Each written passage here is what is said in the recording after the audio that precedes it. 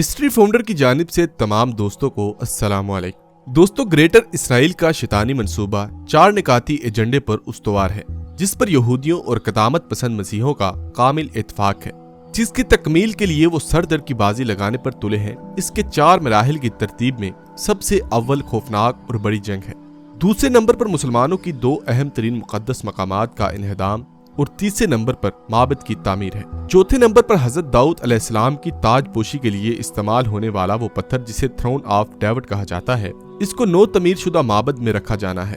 Protocols of Ziyan 1897 میں بنے تھے اور گریٹر اسرائیل کا نقشہ تیار ہوا تھا۔ اس نقشے میں ایک سانپ ان تمام علاقوں کو اپنی گرفت میں لیے ہوئے ہے۔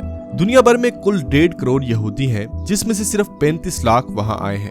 انہوں نے تمام یہودیوں کو اسرائیل لا کر آباد کرنا ہے، اس کے لیے انہیں جگہ چاہیے۔ واقعات کی ترتیب کچھ یوں بیان کی جاتی ہے کہ سب سے پہلے قیامت صغریٰ، جسے بہت بڑی اور خوفناک جنگ کہا جاتا ہے، عام فہم الفاظ میں شاید اسے تیسری عالمی جنگ کہا جا سکتا ہے، جس کا میدان جنگ اسرائیل میں مجیدو نام کی ایک پہاڑی اور اس کے ارد گرد کے علاقے کو بتایا جاتا ہے۔ مسیح اور یہودی بائبل کی کتاب مکاشفات سے اس قیامت صغریٰ کہلانے والی جنگ کی سند لاتے ہیں، جس کے بعد گریٹر اسرائیل یا وسیع تر اسرائیل کا مرحلہ آئے گا۔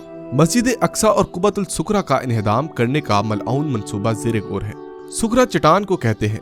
قبۃ الصخرہ وہ سنہری گنبد والی عمارت ہے جو اکثر تصاویر میں دیکھی جا سکتی ہے۔ مسلمانوں کے لیے یہ دونوں مقدس مقامات یروشلم میں ایک پہاڑی پر واقع ہے۔ اس پہاڑی کو یہودی ٹیمپل ماؤنٹ یا معبد کی پہاڑی کے نام سے پہچانتے ہیں۔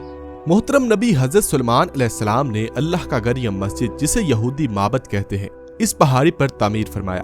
نبی آخر الزماں حضرت محمد صلی اللہ علیہ وآلہ وسلم معراج جب بیت المقدس سے سدرۃ المنتہا کے لیے تشریف لے گئے، آپ کا براق جس چٹان سے آسمانوں کی جانب روانہ ہوا تھا، عبد المالک بن مروان نے اس چٹان پر ایک گنبد بنوایا جسے قبۃ الصخرہ کہتے ہیں۔ اردن کے شاہ حسین مرحوم نے اس گنبد پر سونے کی چادر چڑھائی تھی، جس کا وزن لگ بھگ 35 ٹن بتایا جاتا ہے، اور یہودیوں نے یہ ہرزہ سرائی کی تھی کہ یہ سونا ایک دن ہمیں نئے معبد کے لیے کام آئے گا۔ یہ وہی ٹیمپل ماؤنٹ ہے جس کے نام پر صلیبی جنگجو ٹیمپل نائٹ کے نام سے مشہور ہوئے، یعنی حضرت سلیمان علیہ السلام کی پہاڑی کی حفاظت کے لیے لڑنے والے سالار 1099 عیسوی میں صلیبیوں کا یہ مقدس جنگوں کا سلسلہ شروع ہوا تھا۔ قبۃ الصخرہ کے ساتھ مسجد عمر تھی اور وہیں ساتھ میں مسجد اقصی ہے۔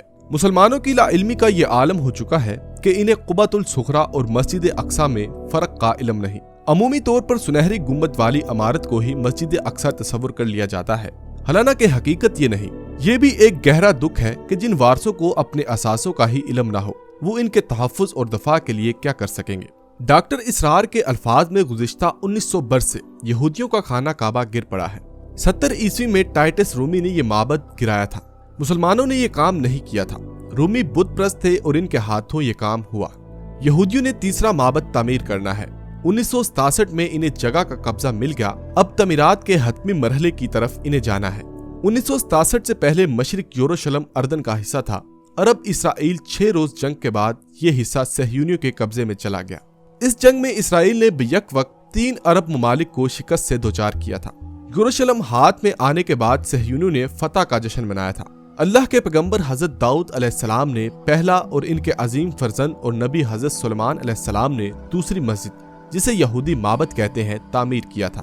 چونکا دینے والی حقیقت یہ بھی ہے کہ اب تیسرے معبد کی تعمیر کے بعد اس میں وہ مقدس پتھر لا کر رکھا جائے گا جس کے بارے میں کہا جاتا ہے کہ یہ وہ پتھر ہے جس پر حضرت داؤد علیہ السلام کی تاج پوشی ہوئی تھی۔ یہ پتھر تھرون آف ڈیوڈ یا داؤد کا تخت کے نام سے مشہور ہے۔ اس پتھر پر بعد ازاں حضرت سلیمان علیہ السلام کی تاج پوشی ہوئی۔ بیان ہوتا ہے کہ حضرت سلیمان علیہ السلام نے اللہ کا جو گھر بنایا تھا، اس میں یہ پتھر رکھ دیا گیا تھا۔ اسرائیلی بادشاہوں کی تاج پوشی کے لیے یہی پتھر بعد ازاں بھی استعمال ہوتا رہا۔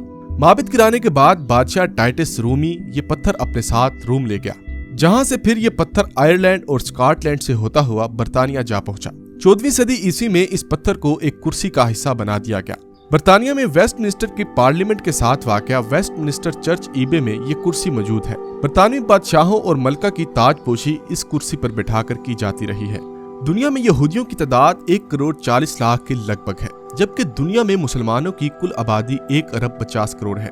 ان اعداد و شمار کی روشنی میں مسلمانوں کی تعداد اتنی زیادہ ہونے کے باوجود 1,50,00,000 یہودی 1,50 کروڑ مسلمانوں سے زیادہ طاقتور ہیں۔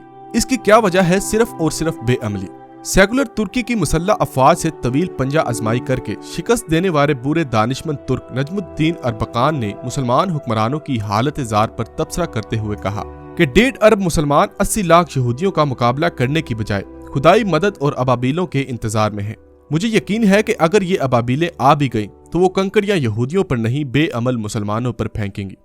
अल्लाह हमें अमल करने की तौफीक अता फरमाए। तो दोस्तों ये थी आज की हमारी वीडियो। अगर आपको हमारी वीडियो पसंद आए तो प्लीज हमारी वीडियो को लाइक, शेयर और कमेंट करना मत भूलिएगा और हमारे चैनल को सब्सक्राइब कीजिए। तो मिलते हैं नेक्स्ट वीडियो में। अल्लाह हाफिज।